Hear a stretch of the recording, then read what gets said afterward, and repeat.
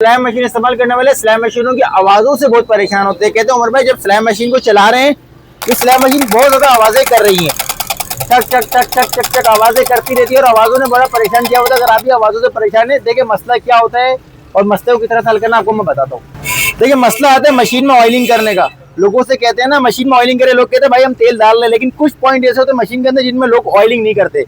वो जो important point है वो मैं आपको बताता हूँ ताकि आपकी मशीन की लाइफ बढ़ जाए और जो आवाज़ें हैं ना वो खत्म हो जाए। सबसे पहले जो आपका मेन पॉइंट होता है मशीन का, देखिए जब आप व्हील को घुमाते हैं ना, ये देखें, ये जब मशीन को घुमाते हैं ये स्क्रू नजर आ रहा है, यहाँ पे हमने ऑयलिंग करनी है, इस पॉइंट पे ऑयलिंग नहीं करते। सेकंड पॉइंट, ये जो कुंडी है ना, कुंडी के देखें इधर ये प्लास्टिक का छल्ला नजर आ रहा होगा आपको, ये देखें इधर, ये इधर ऑयलिंग नहीं करते, ये ऑयलिंग।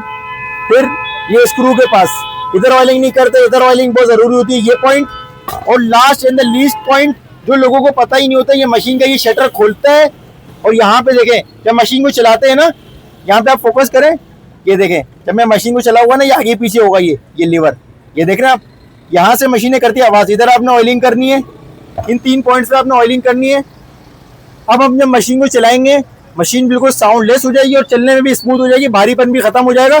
और एक पॉइंट होता है जिसकी वजह से मशीनें जाम चलती है, वो ये होता है, ये देखें यहाँ पे इधर ऑयलिंग करने से मशीन के जो भारीपन होता है, जाम चलने का मसला, वो माशाल्लाह से हल हो सकता है आपका, मशीन आपकी चलने में स्मूथ हो जाएगी। ये देखें आप।